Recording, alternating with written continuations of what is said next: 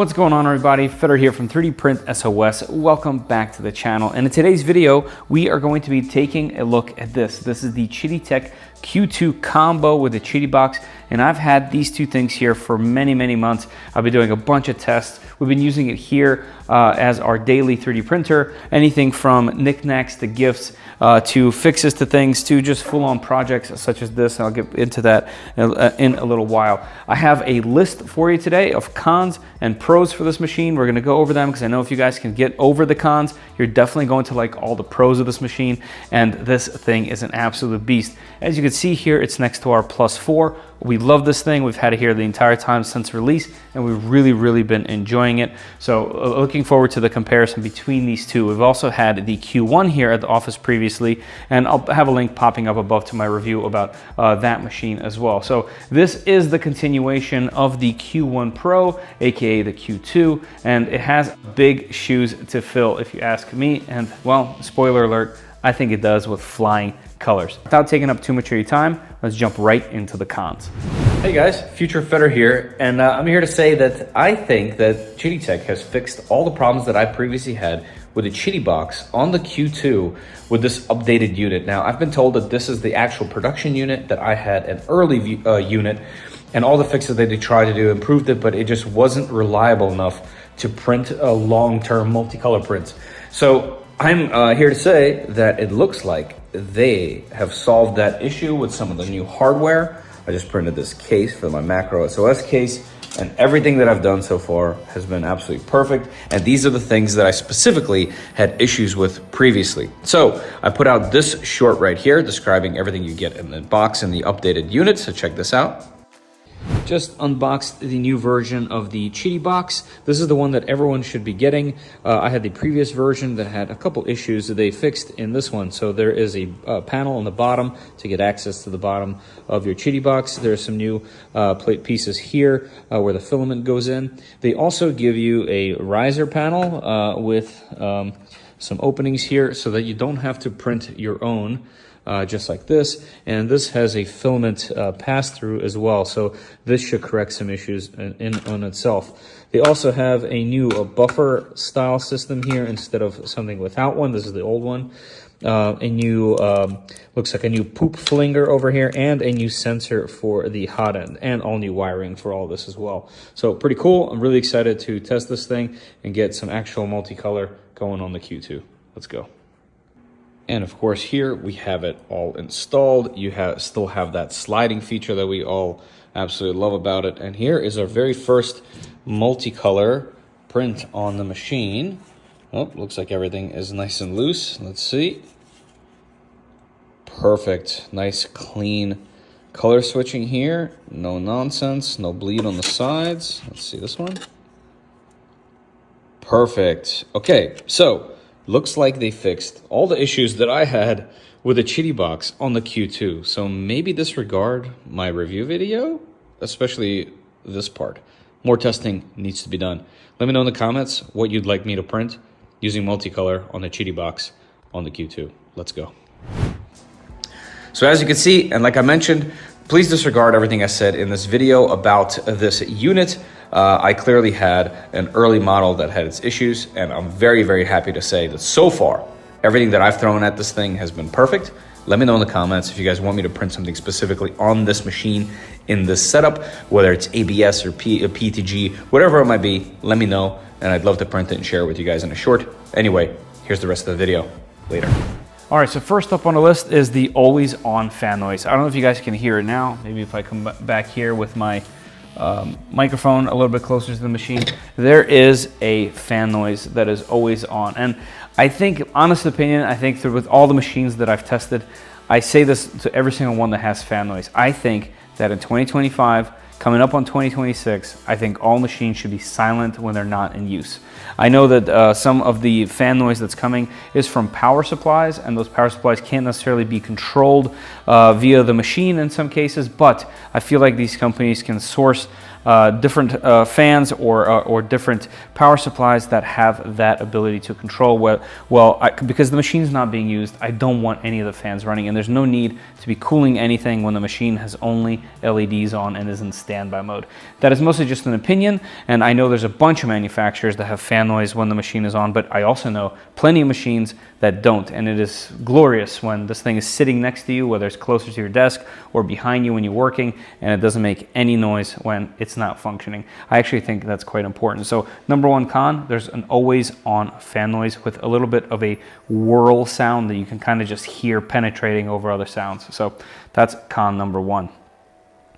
Number two, and this was a kind of a big one and caused some issues that I had ran into with the machine, but that is the extreme angle of the PTFE tube entering the extruder. It caused some feeding issues, especially with the QIDIBOX, which I will touch on in a minute here. But some of that was resolved just by printing this, which is another con here, that this riser needs to be printed.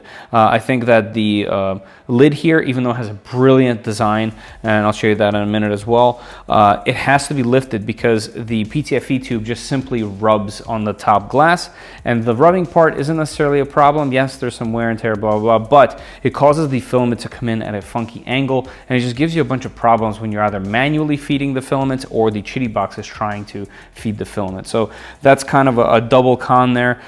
There's, for whatever reason, the design of the tool head and the way that the extruder goes in, the PTFE tube just has a really extreme angle. I currently know that in my possession, I have about 2 or 3 other machines by completely different manufacturers that have this exact same issue, and it's hard to tell whether they're copying off each other at this point or just not paying attention to that in testing. But whatever it is, after printing this riser, which is I guess the official QidiTech riser, that problem is completely resolved. But it's definitely a con that stock out of the box, that seems to be an issue. Then the last one I have here on the list, and which is kind of crazy that that's it for the cons list nowadays. Man, these machines are getting so much better. But there's no official poop solution out of the box, and at the very least, I would like companies to start including files for an official poop chute or poop collection box, whatever you want to call it, the purge collection box. I think that would make life so much easier, and a lot of folks that have these things like us where it's up against something and now you have to go in the back of the machine to reach to get whatever it is. As you might have already seen, we keep just a filament box cut up a little bit in the back, and that catches everything, and we're just lucky enough that this is reachable. I know that in my home studio, if I had the machine up on my tables, I wouldn't be able to reach it without completely rotating it myself, and all of the poop and parts, little bits would be falling in the back underneath of my tables, and I would have to climb back there on all fours to clean it up. So definitely I think that it's time for us to start talking more and more about these printer manufacturers making solutions out of the box. I know they already exist. I know people make them immediately after these things come out, but I think they need to have in stock. All right, so that is mostly the main cons. Maybe I had some nitpicks here and there, but those were the main ones that really stood out at the top of my mind, that kept coming back for more and more. Otherwise, the machine is largely fantastic, but that's not all. Before we jump into the pros of the machine, let's talk about the QIDIBOX, because this is definitely an elephant in the room. I know a lot of people are really looking forward to putting this on their +4s because there is a kit, and getting this machine, the Q2, with the combo, and I was one of those people. And let me tell you, I've had a slew of issues with this. I'm not going to talk about too much of this box because there is a new one coming. There's an updated version coming that promises to fix all of these problems. And they were pretty ambitious about what this box does. One of the cool things it does is it can heat while printing, which is, as you guys know, something like the AMS2, for example, can't do. You have to stop printing, you have to take the filament out, put it back in there when it's all neat, and then it'll be able to spin it when it dries it. But it's not something you can do while printing. This takes care of that. So that definitely pushes things forward there. The other thing that it does is it can handle abrasive filaments. That's one of one. Not many other, if any, that I know of at all, can do that right out of the box. So it has a bunch going for it. But its main problem is because of the way that it works, it just tends to get jams very often. So before I give a review to this box, I would say the one that comes with it now, if you are going to go for the combo or buy this as an upgrade, It is really good at extending filament spools. So if you were to have two of the same color and one runs out, it would just go to the next one. It can do multicolor, as you guys see in my examples, that doesn't have too many swaps. It perfectly can handle that. But if you're gonna try to print something on here that has hundreds or even thousands of filament swaps, you're going to run into issues. I've tried it over and over again. So currently, I think I'm gonna hold back about the QIDIBOX. I think they need to rework this. They've already made it better with firmware updates, at least in my experience. I made the tubes shorter in the back. That also helped a bit. The riser helped a bit. All of it helped it right now get to a state where I can confidently have this thing switch a few times. Like let's say there's a print with some lettering on top or something and I needed to swap at the very end just to do a few color changes there. That's fine. Drying everything up here is perfectly fine, great even. And just having 4 spools on deck and selecting whichever one you want and not worrying about actually loading it, that it definitely does. So I would say that if you guys treat it as a filament storage solution that's more just there for convenience of having your filament close to you over a fully robust color changing, color swapping solution, at least for now, that would be how I would criticize the QIDIBOX at the moment. When the new one, when the updated one arrives, I'll be more than happy to compare it, to test it. I would really like this machine to have multicolor because it is so good at so many other things. All right, so those are the cons. The QIDIBOX can kind of be right there in the middle between con and pro, but that's where we're sitting. So now let's head to the pros. Today's video is sponsored by PCBWAY. They're an amazing resource for anything 3D printed, injection molded, CNC machining. The list goes on and on and on. Check out PCBWAY.com for an amazing and extensive list of resources and services that they provide, and also a community tab where you can check out other projects by other makers and you can purchase the projects and everything that you need for them right there. Not just PCBs. The list goes on and on with everything they do, and I guarantee you, just like I was surprised, you will be surprised by how reasonable the pricing is. So check out PCBWAY, and thank you PCBWAY for sponsoring this video. All right, the pros are definitely a longer list. Let's dive right in. So the first thing is it has a far improved screen UI.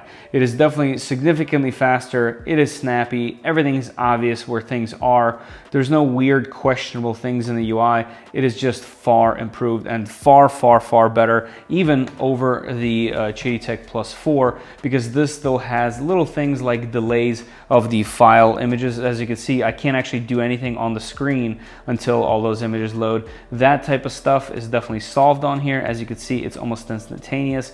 They did a fantastic job. They also added the USB right on the screen, so you don't have to go looking for it elsewhere. It's all in one compact package. So I definitely think the screen and the UI on the screen is far improved. Great job on that, QidiTech. All right, then the lid design. The fact that I can have the QIDIBOX on top and still open the lid for PLA prints is absolutely fantastic. I just think it is a great design choice. And what's interesting is they still kept that same feature for the riser here, so you don't lose that if you print the riser. I think just both of those things are awesome, and it's a great way to have something manual like this. Obviously, we all know that there's more expensive machines that have this part automated now, but the fact that you can just slide it back that easily and still keep the multi-material unit up here, the QIDIBOX on top, is, I think, an awesome little design choice. It also has far improved aesthetics and build quality. Now, I know some people might not like the square look. I don't know about that. I think this thing looks amazing. I really liked it on the Plus 4 when it came out, and I think this takes that design language and just improves it. The side windows look really nice. There's plenty of room in there, which we'll touch on in a little bit. The door is significantly improved over the Q1. That was actually a gripe of mine with the Q1 machine, that it was hard to open. There's a nice little knob on this one. It's glass. It's just premium. This is not a machine that you're gonna get and you're gonna constantly be reminded that you were on a tight budget. This is definitely a far improved experience, just overall and aesthetically, and as far as build quality goes, this thing feels solid. It also has a great size of 270 by 270 by 256.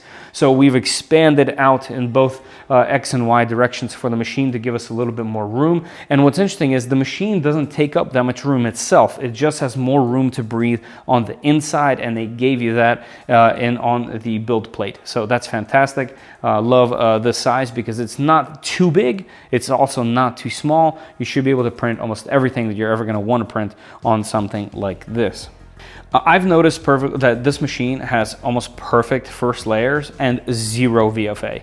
That was actually a thing that the Plus 4 did really well, and some people say it was because of the motors and the way that they did the belts, and this is no different here. The VFAs on this machine are literally non-existent. I know that's a problem for other machines even that are 2, 3, 4, 5 times the cost of this one. No, this thing has silky smooth sidewalls and really great first layers. In fact, one of the things that they try to tell you is you can put anything on that build plate that is the size of the build plate, and it would print on it, whether it's a glass or stone or concrete or wood. That's one of the marketing things that they did, and it'll still print perfect layers. And at this point, after testing all this stuff, I believe it. The first layers have been absolutely great.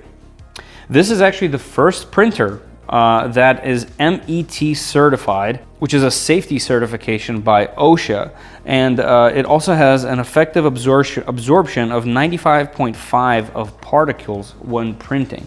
So apparently the fan and filter system that they have on here is very effective, and it is able to get this MET certification, first of its kind for 3D printers and safety. And I'm really glad that they're doing this. If you guys remember, there was a bunch of little debacles going on with the heater here and also the heater on the previous machine Q1. So they've taken that, they've learned from those mistakes, and they've gotten this thing certified to make sure that it is safe for all of us to use. Definitely would love to test that specifically a little bit more than what I have already, but I've printed a bunch with this thing really hot, I've printed a bunch with it cold, all the things, and so far, zero issues. Speaking of printing hot, this thing has a chamber heater that can go to 65, a bed that can go to 120, and a hot end that can go to 370 degrees. 370 degrees on a printer of this cost is really impressive. You can throw almost every single filament at this thing, at least a filament that you're going to be able to afford to be able to just print stuff with if it's not for a work type of situation. This thing is absolutely no slouch. It is just fantastic. The plastic holds the heat in really well. The heater is in a better spot than all the previous machines. It's just an improvement. They've definitely taken all of their machines as we've experienced here, at least at the office, and kind of iterated on it, which I love to see manufacturers do. That's one of the reasons why I love reviewing machines. Just keep seeing how these companies are improving these things, how they're pushing 3D printing, and this is exactly what I'm talking about. All those little things were improved with this machine. One of the other things about the chamber is that apparently it's flame retardant. Very good to hear. Like I said, they've been talking and seeing all the feedback that they've been getting about their previous machines. I've even done a full-on tutorial for the Plus 4. A link should be popping up there on this machine, how to make this thing safer with the heating and put some different hardware in there with some safety built right into them.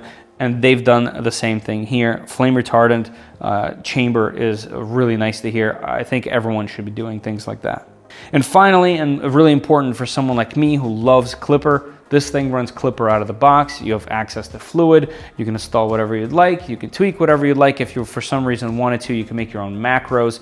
If you are a power user, this thing is not going to hold you back whatsoever. If you're not a power user and you just want to stick to Qidi Slicer, which is still Orca Slicer, and use the screen for everything, you totally can. And this thing works really well. I would say it's their best so far iteration of their own UI. So not only can you use it like that if you're brand new to 3D printing, but you can also do pretty much everything you've always wanted to do with your 3D printer on this if you are a power user. How cool is that? So definitely the pros list far outweighs the cons on this machine, and the Q2, whether you're getting it with the box or not, I believe is going to be a pretty solid pickup. All right, let me show you some of the prints and then we'll go to the conclusion. let's go.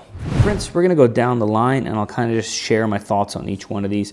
So this is a multicolor print, as you can see by this right over here. And the pieces on the inside, they come out of there, and you can make this a calendar. You put your name here, you put a calendar in there. So if you're selling something online, you can have this in the photo instead of a little piece of paper. And as you can see, we've had a few little issues with multicolor, and that's kind of the thing that I'm talking about, where it just, it doesn't like a whole bunch of swaps. I'm able to do this repeatedly, where on top you can redo just a couple swaps and get that done. But something like this, where there's a lot of them, it just has some issues. And like I said, it did this just fine if you're willing to put up with a few issues like this, but it does the rest really, really well. So I'm just hopeful that they fix all these issues in the next iteration, and I'm really looking forward to that one. But outside of that, the colors are crisp. Let's see if there's any VFA. Absolutely nothing. Super smooth layers. It just looks fantastic. Let's look at the bottom. Look at that bottom layer. Great. Then I went ahead and built one of these things. This is actually supposed to be much smaller. This is 250% of its size. TPU printed just fine. This was glued together, as you can see right over here.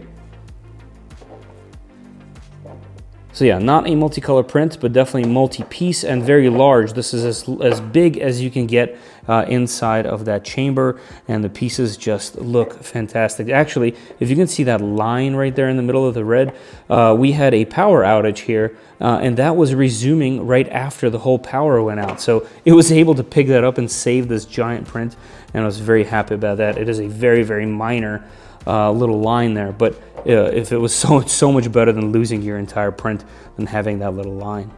All right, next up, of course, I have to do the torture toaster. I've been really enjoying doing these on all my machines. So if you can tell there's a tiny little bit of stringing, but as you can tell by the prints, you don't really see those in every day-to-day, but on this specific test, there is definitely some stringing. Then on our test here to see our tolerances, I can move 2, I can't move 1, and I actually don't remember if I have any machines that can. But the fact that 2 works and 5 is a little bit loose, this is a pretty good result, absolutely solid. Then on the back side here, we can see the extreme overhangs, and it absolutely crushed. The cooling on this machine is fantastic. So no major issues whatsoever. I would say this is a really good toaster result, actually. And if we close it here and kind of spin it around, you can kind of get an idea for just the texture on the outside and how smooth it is. It is looking good. This thing is definitely a very capable machine. Speaking of capable machine, this so far has been PLA, but check this out. I printed a couple of these things. This is printed in ABS. And let me know if you guys see any imperfection or any kind of problem on this at all. This is for doggy bags, by the way, or for diaper bags, whatever you want to put in there. But the quality on this print couldn't possibly be better. It literally feels and looks like a final product that you would purchase. I mean, look at the gleam on this ABS. So anything that requires a chamber that needs to be hot, this machine just absolutely crushes. And here we have a benchy. It's not a perfect benchy. There's some issues on the back here, as you can see. Outside of that, the cooling did fantastic. By the way, this is carbon fiber PLA. And it's solid. It's solid, it printed fast. I have absolutely no complaints with something like that. All right, that's how it prints. Let's go to the conclusion. All right, guys, so you want a short and sweet conclusion.